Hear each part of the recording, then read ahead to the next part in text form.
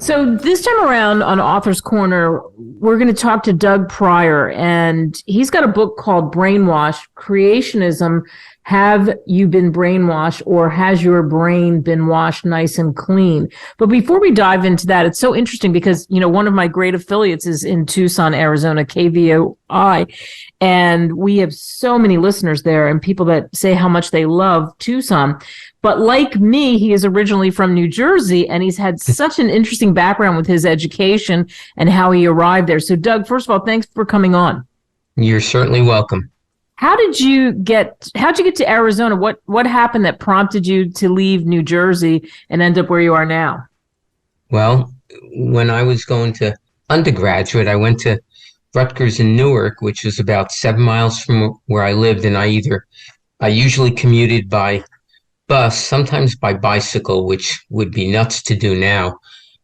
But in the wintertime, when I commuted by bus, oftentimes it would be snowing and cold, and that was perfectly fine. But if it was raining and cold, it might be 30, 35 degrees out, and standing in the cold with your books and stuff was just a miserable experience, and that happened frequently. And I thought, this is nuts.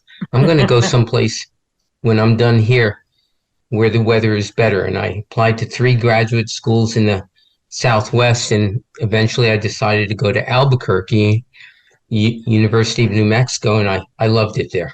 And I was there for 5 years, and when I completed my doctorate there, I had the opportunity to do a postdoc at the U of A, and I interviewed and took that job, and pretty much remained in Albuquerque since then, except for a 3-year teaching opportunity with the Peace Corps in the Fiji Islands. Wow. And now you're teaching chemistry part-time at a community college in Tucson. Yes. And I love it. I love it partly because I like what I'm teaching, and also because a lot of the students that I get are from other countries. I've had, over the 10 years that I've been teaching, probably at least maybe a dozen different countries just from Africa itself. Wow, how interesting is that? It's a lot of fun. Oh yeah, and then of course you this is your second book, and you really tackled such a big subject, which is the push-pull that we see in the country. Lots of arguments over evolution, creationism. And I loved your approach to this. So explain why you wrote the book. Well, basically, I wrote the book because a few years ago, I don't remember how, but I reconnected with the person who was my best friend in elementary school. He lived down the street from me, and I used to go to his house a lot, and he used to come up to my house a lot.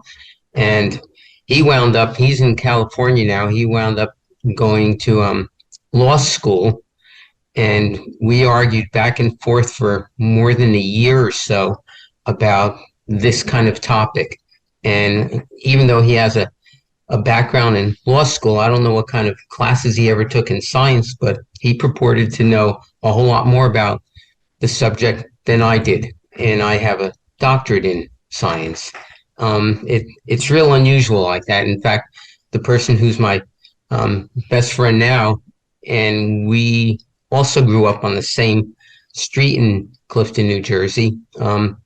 He went to college in Massachusetts and wound up being a sports journalist. And he also believes that he knows a lot more about the subject than I do. And that's often the way it is. People learn something somewhere along the line, probably in college, and they're just committed to what they've learned, thinking that I can't possibly have been taught something that's incorrect. And I address that topic, among other things, in my book. Yeah, so let's talk about your book and dive into it. How did you set it up, and how do you talk about, go deeper into what you know, what you've learned, and what you want to share with people? Okay. I grew up, like a lot of people, playing with plastic dinosaurs and having a lot of fun doing that, and just accepting what I was told, that dinosaurs lived millions of years ago, and that's what the majority of people are told their entire life. And if somebody comes along and tells them anything different, they're taught that that person doesn't know science, or, they're kind of flaky. And I took a different approach. I'm Christian, and I wanted to approach it from the angle of, what does God have to say about the idea of somebody believing in evolution or creation as is taught in the Bible? And I did it taking a point of view of looking at lots of scriptures, or several scriptures from the Bible that detail God's attitude about something like that, because God certainly has an attitude about anything that we think about. And when you talk about the scripture, do you have a particularly, and this is a hard question, but favorite scripture that really kind of nails the point? I know you have several. Probably the scripture that talks about the point more than anything, and I'll quote it, is 2 Timothy 3:16. It says, "All scripture is given by inspiration of God and is profitable for doctrine, for reproof, for correction, for instruction in righteousness." And perhaps one of the key words in that I focus on is the word all. All scripture is profitable.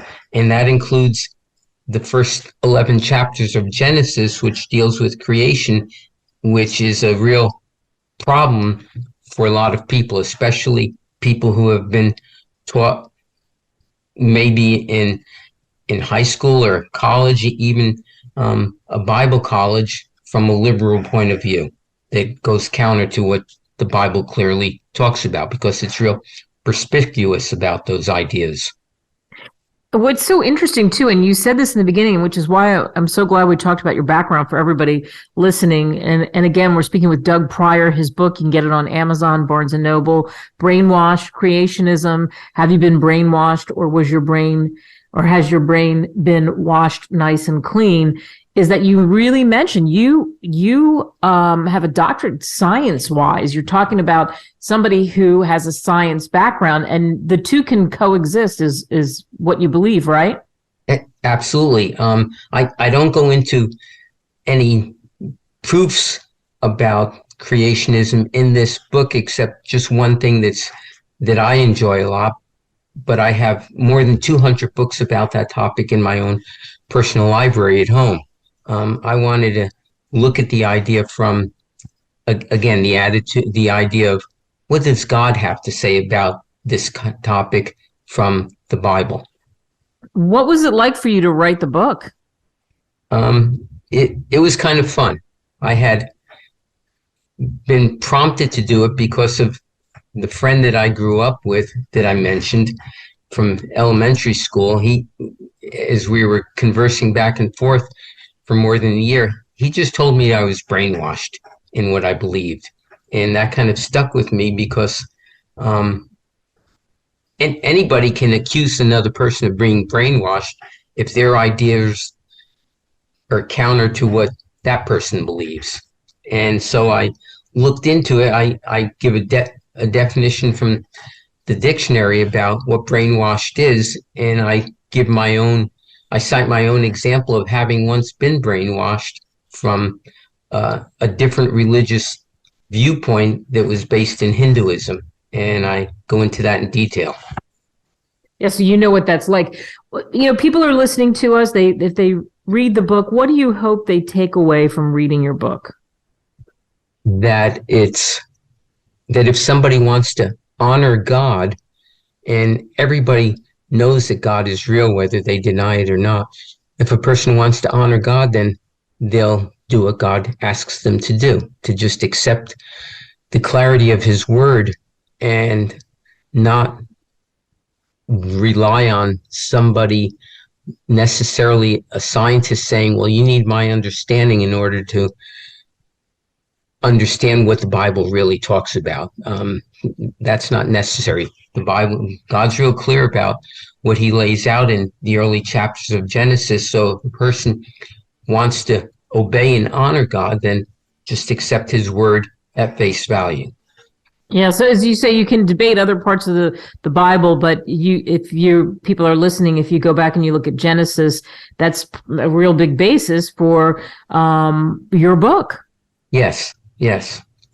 Wow. It's so interesting too, the title. I love the title, I have to tell you. And I love your approach to talking with people, that you're very mild mannered and you let somebody maybe get a little crazy and you say, okay. And you point them in the direction of this is what the deal is. And I think this is your book. And it's very it's how you talk. It's plain spoken, which is a compliment to you. Doug Priore, the best of luck and thank you so much. Thank you, Kate.